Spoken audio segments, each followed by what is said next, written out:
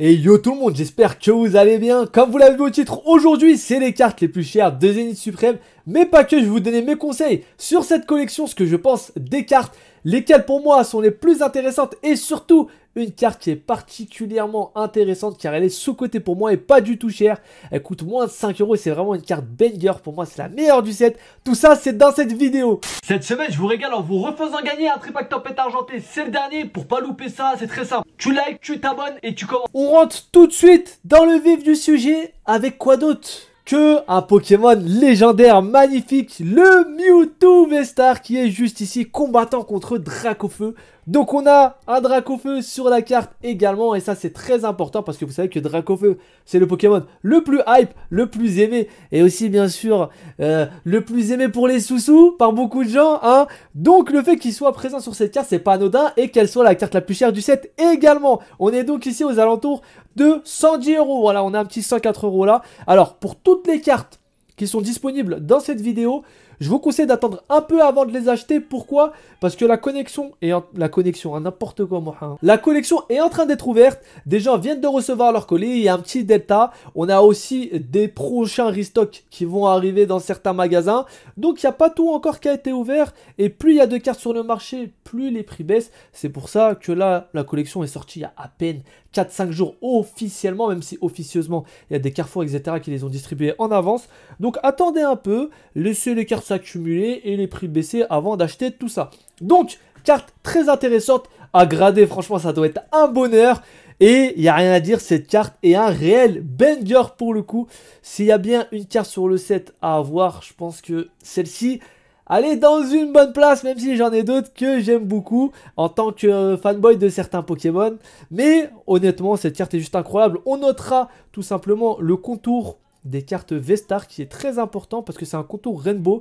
Et quand elle se retrouve sur des cartes qui sont un peu en mode alternative avec un décor, etc., les SAR, et bah ça rend les cartes beaucoup plus belles parce qu'on a un magnifique cadre Rainbow. Et ça, c'est la meilleure chose, je trouve. C'est vraiment le carte le plus beau. Le cadre, pardon. On enchaîne avec la Giratina V-Star. Alors cette carte-là devait être la plus chère du set. Si on va ici et on regarde les éditions, on regarde l'édition japonaise, vous voyez qu'ici elle est aux alentours de 155 € en japonais. Alors que si on retourne sur le Mewtwo, on regarde les éditions et on regarde la carte Jap, on la retrouve à peine à 40 €. Vous voyez la différence de prix. Pourquoi? Pour la rareté de la carte.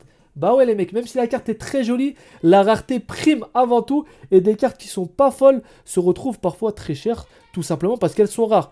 Et ici, on a donc les ETB buggés qui nous ont délivré des golds à foison. Alors moi perso, j'en ai pas eu, j'espère en avoir un jour. Et si vous voulez en savoir plus pour ce bug, n'hésitez pas à cliquer sur la vidéo que j'ai déjà fait sur le bouton I juste ici. En 3-4 mots, il y a des ETB qui sont retrouvés remplis de cartes gold, que ça soit celle-ci ou celles qui vont suivre.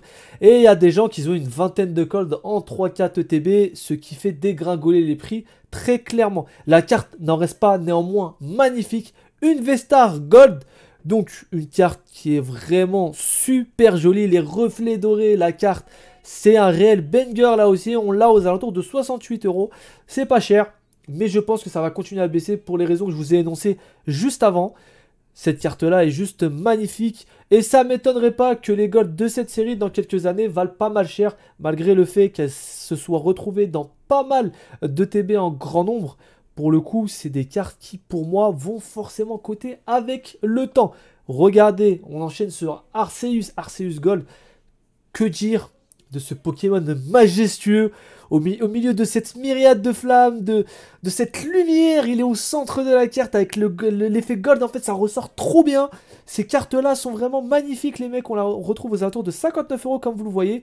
Donc ici, vous pouvez la chercher sur d'autres sites, etc. Vous pouvez la négocier sur des groupes Facebook. Vous pouvez gratter facile 10-15% sur ce genre de carte. Hein. Bien sûr, ça dépend l'état de la carte, à quel moment vous l'achetez, à qui vous l'achetez. Parce qu'il y a des gens, des fois, qui sont prêts à lâcher des cartes en lot un peu moins cher. Du coup, c'est un réel banger, hein, comme la Giratina, bien sûr. Et on enchaîne sur le Palkia originel V-Star, donc à 44 € ici. Très joli. Bon, pas au niveau d'Arceus et Giratina, bien sûr, pour moi. Mais la carte reste quand même sensationnelle. Et comment parler de Palkia sans parler de Dialga, la même chose, hein, vraiment terrible. Pour le coup, il est un peu moins cher. Les gens préfèrent Palkia que Dialga primitif. Bon, moi, je suis pas fan des designs, je vous dis la vérité. Mais les cartes sont incroyables. Les cartes sont incroyables. Ça nous donne tout simplement une espèce d'ambiance. On dirait que c'est la fin du monde. Je sais pas, que c'est le commencement, c'est ce que vous voulez. Mais ces cartes dégagent vraiment quelque chose, hein. Ces 4 cartes-là, vous voyez, elles dégagent vraiment quelque chose avec les flammes autour, les lumières, le reflet, les jeux de couleurs. Elles sont vraiment folles, folles, folles, folles. C'est des golds que je trouve incroyables malgré le fait qu'encore une fois, elles soient retrouvées en très grand nombre dans les ETB. On enchaîne avec la première évolution, donc évolution d'Evoli. Pourquoi déjà ce nom? Tout simplement parce que ces cartes sont tellement des bangers la plupart du temps. Il n'y a qu'à voir les alternatives sur Évolution Céleste. On disait tous qu'elles allaient monter, qu'il y a beaucoup de gens qui stockaient, que ceci, que cela. Au final, elles sont quand même montées. Elles ont suivi le cours des actions qu'elles devaient suivre. On a beau dire des choses, au final, ça se réalise quand même. Donc forcément, valeur sûre, pareil. Les évolutions, là, on a un petit Filali. Donc Vestar. Il est là dans un petit labo, posé tranquillement, tout mignon, avec des couleurs sensationnelles pour le coup. Le cadre est vraiment super joli. Pareil, on a les petites fleurs, etc. autour, un espèce d'une ambiance assez botanique, voilà, qui lui convient bien. Donc cette carte-là, on la retrouve aux alentours des 60 € encore une fois. Et pour le coup, c'est pas cher, mais ça va continuer à baisser comme je vous l'ai dit. Pour moi, c'est des cartes qui vont continuer à baisser. Allez, petit pronostic quand même, cette carte-là, je pense qu'on pourra la retrouver aux alentours des 50 €, voire 45 dans quelques semaines. Est-ce que j'aurai raison ou tort? L'avenir nous le dira. On va continuer sur la Gévrali juste ici, qu'on peut retrouver à 51,80 €. Donc déjà, la Gévrali coûte moins que la Filali. Alors pour le coup, il y a moins de détails dessus, c'est une ambiance un peu différente, mais elle n'en reste pas néanmoins super jolie pour le coup. La carte. La fameuse carte, ma préférée du set, la Suicune V. Cette carte-là, les gars, pour moi, elle est sensationnelle. Pourquoi? Parce qu'on n'a pas souvent des cartes de Suicune qui valent le coup. Je vous dis la vérité, Suicune, la plupart du temps, pour moi, il n'est pas respecté. Depuis le Suicune de Neo, le Suicune Star, on n'a pas eu de grosses cartes de Suicune. Les Rainbow, là, les Full Art GX, c'est pas fou du tout. Et là, on a quelque chose. Là, on a quelque chose. Avec ce petit Suicune, avec le décor incroyable, totalement dans l'ambiance pour le coup, les comètes en haut. Et regardez-moi ce jeu de couleurs avec les nuages derrière, les ombres. Que dire de cette carte? Que dire de cette carte? Pour moi, elle est assez simple. Ça veut dire que le Pokémon ressort bien dans le décor et tout est... Il n'y a pas de fouillis en fait. Là où peut-être sur la Filali, on pouvait avoir des petits éléments un peu partout qui nous faisaient regarder. Là, c'est vraiment simple, clair, net, précis. On le voit marcher au milieu comme ça dans la nuit avec les étoiles filantes. Dans l'autre sens, cette carte-là, pour moi, c'est vraiment un chef-d'œuvre. On poursuit avec un autre chien légendaire, le Raikou. Celui-là aussi incroyable. Raikou, c'est pareil, hein. On n'a pas énormément de cartes de Raikou qui valent vraiment le coup en full art. Là, on a donc l'effet de vitesse, l'électricité, la carte simple, efficace, vraiment magnifique qu'on peut retrouver aux alentours de 34 €. Pour moi, c'est cadeau. Pour moi, en tant que fan de Raikou, c'est cadeau. Je sais pas ce que vous en pensez. Moi, je suis un peu biaisé par mon avis, bien sûr, de fanboy de la seconde génération avec la version en argent qui m'ont accompagné pendant toute mon enfance, qui sont des versions incroyables pour moi, les meilleures, hein. Le combat de raid, etc. Enfin, au moins argenté, c'est juste un truc de fou. Mais cette Raikou, je vous garantis que pour moi, elle vaut beaucoup plus. Elle va sûrement un peu encore descendre aux alentours des 29 €. En tout cas, moi, je l'achèterai, c'est sûr, à 100%. On enchaîne avec un autre légendaire, le Darkrai. Vous voyez que dans cette collection, on a essentiellement des légendaires quand même. Le Darkrai dans le monde des rêves ou des cauchemars, je sais pas. Mais en tout cas, la carte est incroyable. Le reflet sur l'eau, le petit chemin qui se dessine là. On a la porte derrière et puis la lune qui se camoufle derrière les nuages. Pareil, cette collection est un énorme banger de manière générale, hein. Il y a vraiment un travail qui est fait autour des illustrations, autour des ambiances. On a une ambiance différente à chaque fois, des illustrateurs différents, un style différent. Là, c'est assez crayonné. Et je trouve ça tout simplement incroyable. On est un peu dans une sorte de fable, un conte, quelque chose qui nous est raconté. Cette carte-là, pour moi, c'est exactement ça en fait. C'est un Pokémon légendaire, donc Darkrai, qui est là, qui représente tout ce qui est cauchemardesque, etc. Et pour le coup, c'est bien réussi. On va continuer avec la Entei, donc qui vient clôturer les 3 chiens légendaires. Donc la Entei qui se retrouve aux alentours de 32 €. Moi, c'est loin d'être ma préférée de Entei. Elle est cool, j'aime pas trop le style de dessin, c'est l'illustrateur, je suis pas fan en fait de la façon dont Entei est fait. Je trouve quand même qu'il y avait mieux à faire avec Entei. Entei il est quand même charismatique, voilà, il est big quand même, hein. Il y avait un truc à faire, là il est petit sur une falaise, sur le côté, pas trop de détails sur le Pokémon. Je trouve ça un peu dommage, il a un regard aussi assez énervé d'habitude, là bon, il crie vers le haut, il y a le volcan derrière qui est assez sympa. Une carte qui reste quand même assez jolie, même si j'aurais préféré autre chose, et qui est maintenant à 32 €, donc là pareil, ça reste assez cool. Zoroark de Hisui V-Star, ça les gars, je pense que c'est un petit banger caché, voilà. Moi je trouve que c'est un petit banger caché, la carte pour moi renvoie quelque chose d'incroyable également. Alors je vous dis ça depuis tout à l'heure, mais à chaque fois je vous avance des arguments. Celui-ci c'est pareil. L'effet est totalement différent, il me semble que c'est un nouveau illustrateur en plus qui a été intégré sur cette carte-là, et ça se voit. Elle se distingue vraiment des autres cartes. L'effet est fou, le Pokémon est vraiment stylé. Je suis pas fan spécialement de Zoroark, mais là les gars, il n'y a rien à dire. 27 € pour cette carte, c'est cadeau pour moi.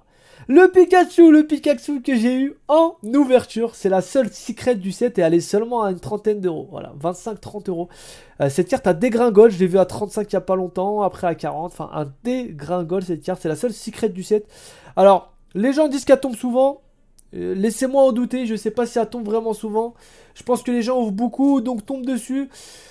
Voilà, j'ai mis une petite retenue sur cette carte. Pourquoi? Parce que je la trouve magnifique. Ce qui est dommage, c'est les bords jaunes. Mais bon, pour le moment, on fera avec. Pour moi, c'est une carte qui est sensationnelle pour le coup. En japonais, en plus, elle est vraiment beaucoup plus chère. Parce que c'est une carte qu'on va retrouver tout simplement dans un coffret qui coûte pas mal cher. Et voilà, 425 €. Donc, ce qui explique la différence.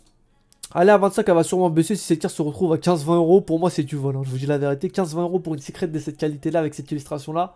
En neuf, foncez si un jour ça arrive, honnêtement. Parce que c'est juste n'importe quoi. La Nashara, vous savez que en France, on n'est pas trop sur les dresseurs. Si je vous parle du japonais, cette carte-là va coûter beaucoup plus, hein. Voilà, on est sur du 130 € pour le coup. Et encore, 130 € en excellent. Ouais, c'est plutôt du 170 €. Petite carte assez sympathique, où, bien qu'il y ait marqué Nashara, on a plusieurs persos de Pokémon Légende Arceus. Ambition de Cynthia, cette carte-là, je la voudrais bien, je la trouve assez jolie.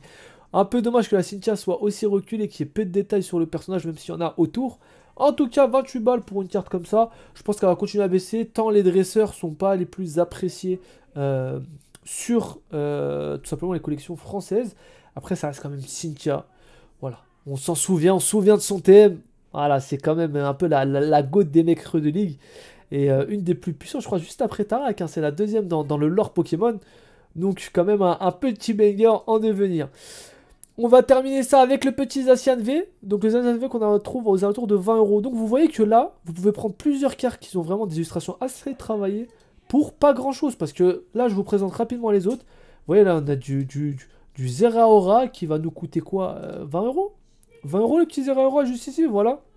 On a du 30 là.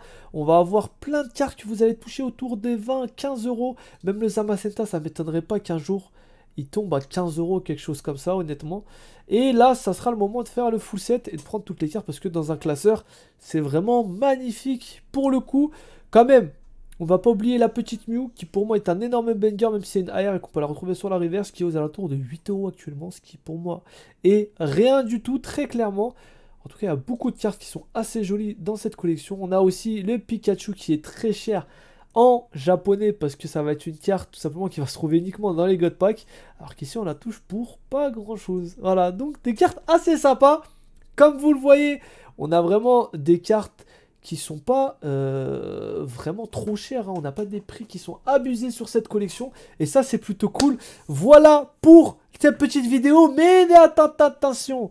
Je vous avais dit qu'il y a une carte banger pour moi qui est un peu cachée. Elle a été imprimée à la mort. Ça, c'est sûr et c'est clair et net. Mais pour moi, ça reste quand même une carte qui est incroyable. Et ça va être la Lucario Vesta. Regardez-moi ça, les mecs. 2 € la carte. 2 € la carte. Regardez-moi la carte que c'est. Franchement, cette carte-là, elle se retrouve dans toutes les ETB. C'est une promo. Mais les ETB coûtent un certain prix. Et en plus, ces ETB-là sont buggées. Donc, elles vont valoir plus cher avec le temps, forcément, vu que les gens savent qu'elles sont remplies de gold pour certaines. Et forcément, cette carte-là, pour le coup, voilà. Moi, c'est mon petit pronostic. À un moment, elle descendra vers 1,50 € peut-être. Et après, elle va remonter en flèche. Un jour, on verra bien. Prenez soin de vous, n'hésitez pas à checker l'autre vidéo juste ici sur le bouton i